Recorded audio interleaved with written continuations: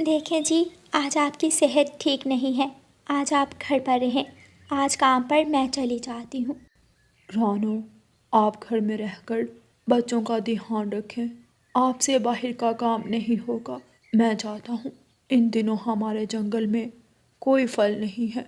मुझे फल लेने दूर दूर तक जाना होता है। रानू चिड़िया का पति जंगल से फल ढूंढकर जंगल के बाजार में बेचा करता था। आप मेरी चिंता ना करें, मैं कर लूँगी। और अगर मैं काम पर नहीं जाऊँगी तो आपकी दवा कैसे आएगी? मम्मा चिड़िया अपनी खाली टोकरी लेकर जंगल जाती है। रानू चिड़िया पूरा जंगल घूमती है, लेकिन उसे कहीं से भी कोई फल नहीं मिलता।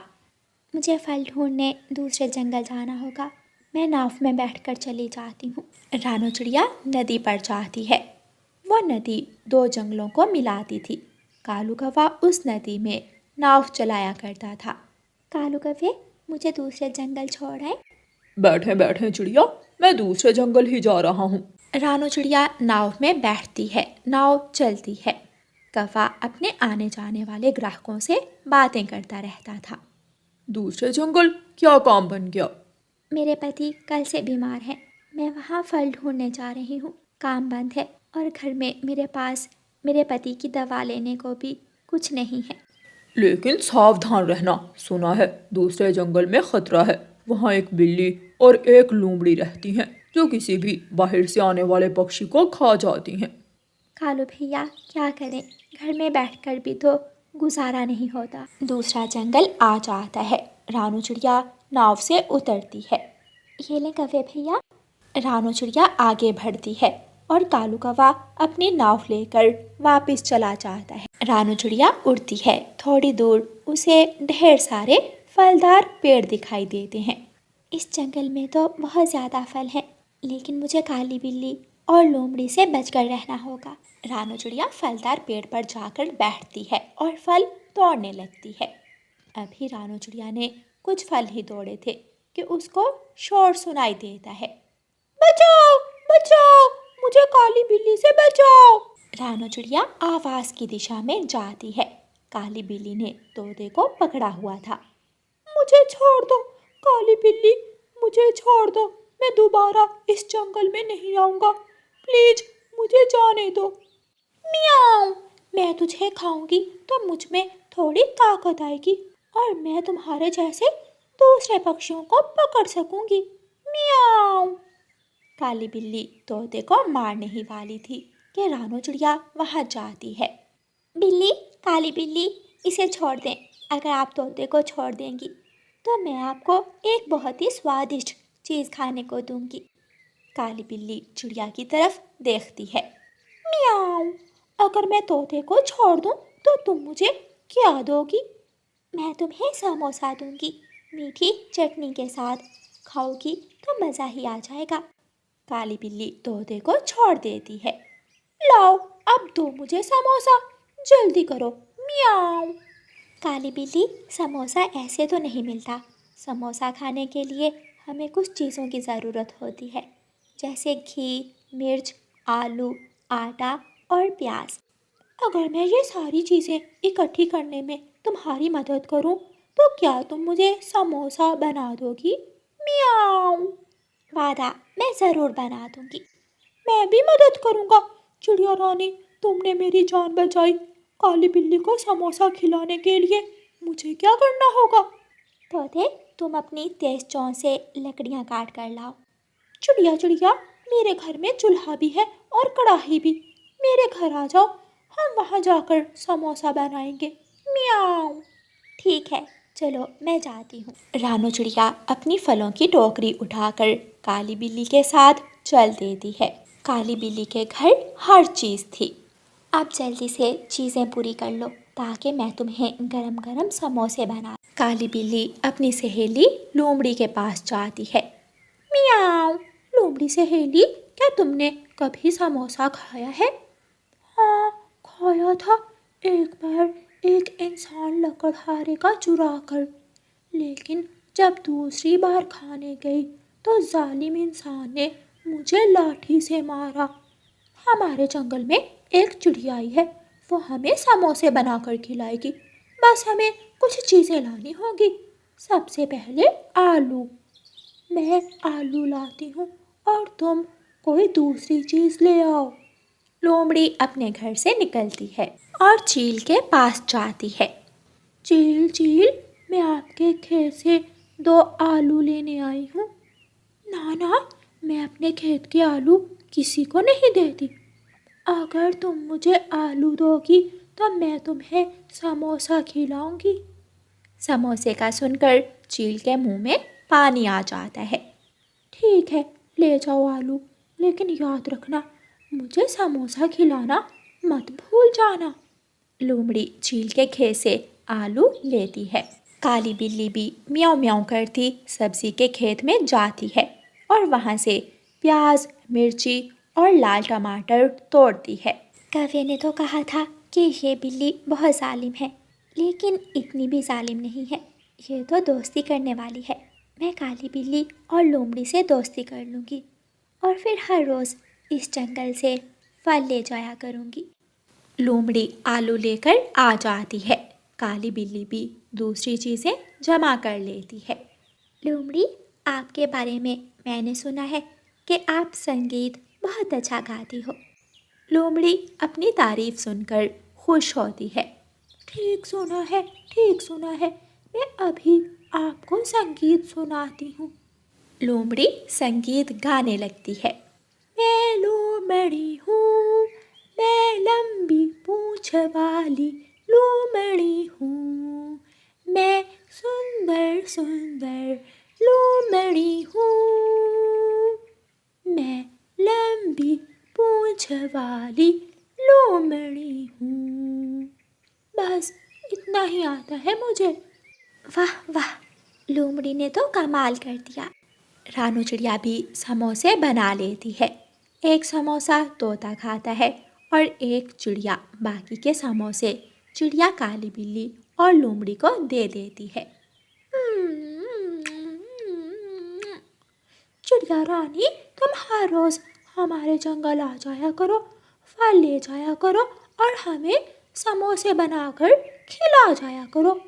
मुझे तुम्हारा समोसा बहुत पसंद आया है। म्याऊ। आज से हमारी दोस्ती पक्की हुई। चिड़िया खुश हो जाती है और फलों की टोकरी उठाकर वापस नदी पर जाती है। कौवा नाव लेकर खड़ा। चिड़िया और तोता नाव में बैठते हैं और दूसरे जंगल वापस चले जाते हैं। चिड़िया फल बेचकर अपने पति की दवा लेती है और कुछ मुनाफा अपने पास रखती है। मानो जी, ये ले, मैं आपकी दवा ले आई हूँ। लेकिन ये सब आपने कैसे किया? मैं गई दूसरे जंगल, अपने प्यार से दिल जीता लोमड़ी और काली बिल्ली का।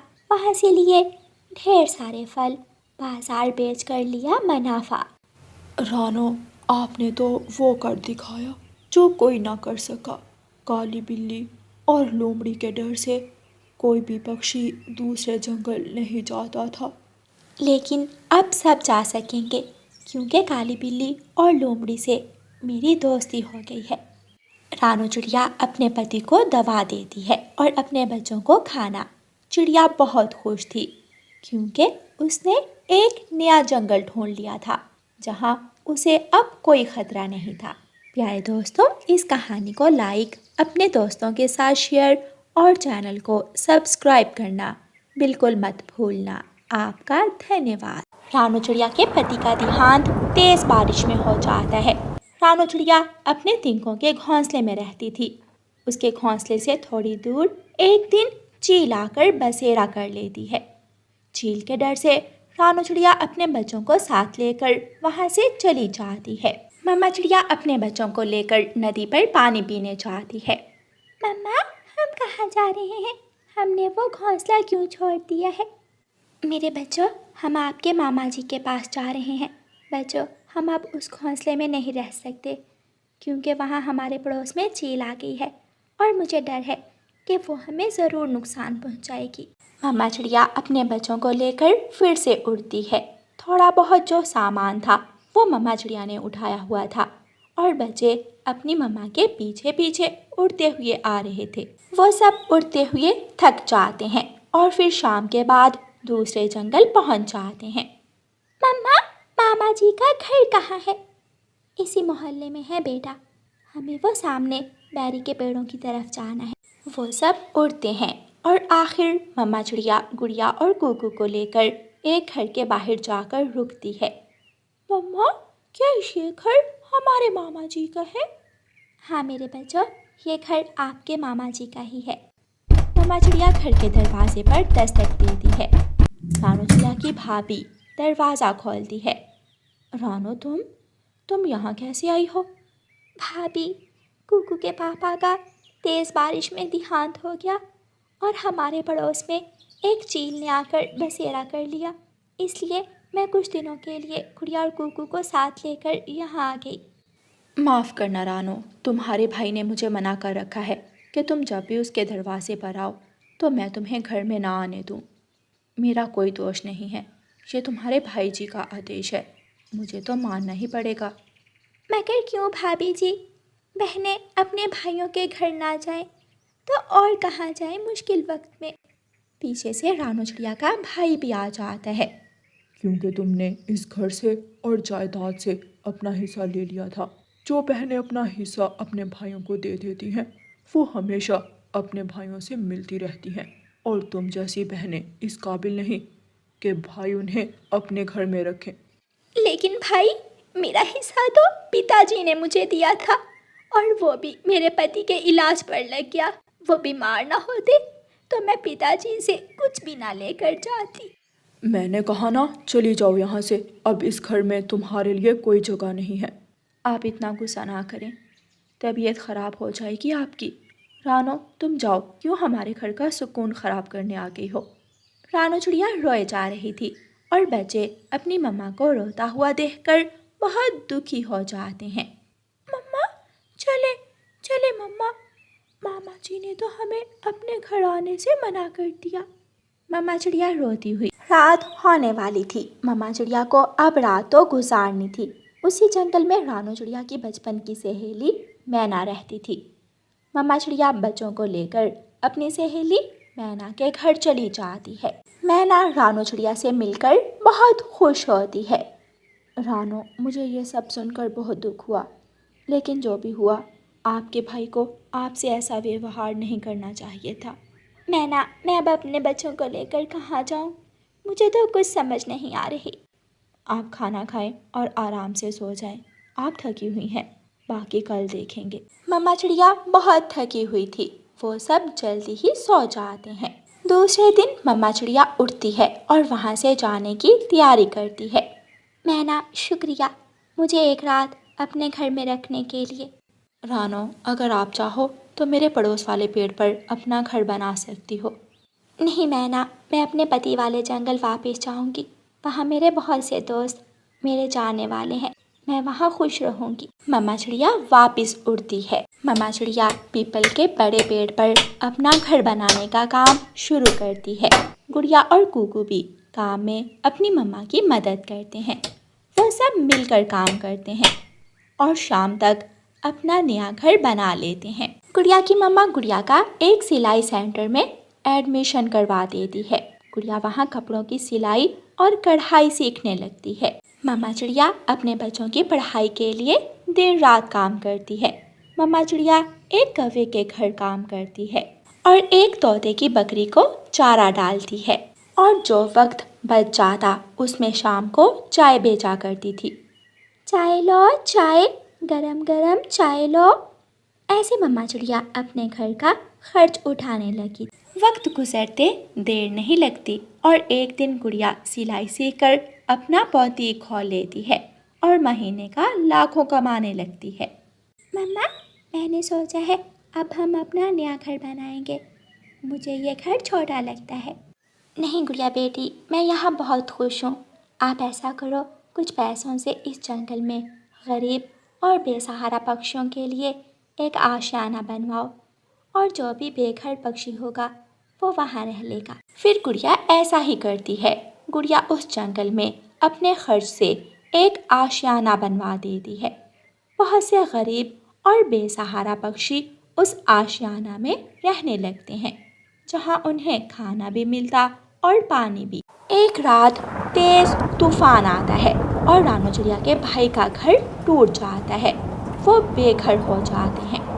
उस जंगल में सभी पक्षी किसी न किसी अपने के पास जा रहे थे। लक्ष्मी, मैंने सुना है दूसरे जंगल में एक आशियाना है जहाँ पर कोई भी बेघर पक्षी रह सकता है। क्यों ना हम भी वहाँ चले जाएं? पति जी, अगर कुछ ऐसा है तो हमें वहाँ चले जाना चाहिए, क्योंकि सुना है कल से दोबारा बारिश शुरू होने वाली है। दोनों पति पत्नी रानू की भाभी और भाई उड़ते हैं और उसी आशियाना में पहुँच जाते हैं जो गुड़िया ने बनाया था। शाम को जब खाने का वक्त होता है तो गुड़िया, कूकू और उनकी मम्मा आशियाने में खाने लेकर आते हैं। पति जी, ये आशियाना तो रानू का है। क्या रानू इतनी ज़्यादा तरक्की कर गई है? मुझे तो बहुत शर्म महसूस हो रही है। रानू चिड़िया अपने भाई और भाभी को देख लेती है, लेकिन वो कोई बात नहीं करती। यहाँ किसी को शर्माने की ज़रूरत नहीं है। इस आशियाने में हर कोई रह सकता है। कोई मेरा अपना है या बेगाना, इससे कोई फ़र्क नहीं पड़ता। सब खाना खा सकते हैं। मामा जी और मामी जी, आपके लिए मैंने अलग अलग घोंसले लगवा दिए हैं, क्योंकि आप मेरी मम्मा के खून के रिश्तों में से हैं। ये सुनकर गुड़िया का मामा जी और मामी जी अपना सर झुका लेते हैं। प्यारे दोस्तों, इस कहानी से हमें सीख मिलती है कि रुपए पैसा तो आने जाने वाली चीज़ है, लेकिन हमें अपने खून के रिश्तों की हमेशा कद्र करनी चाहिए। और प्यारे दोस्तों, इस कहानी को लाइक, अपने दोस्तों के साथ शेयर और चैनल को सब्सक्राइब करना बिल्कुल मत भूलना। आपका धन्यवाद।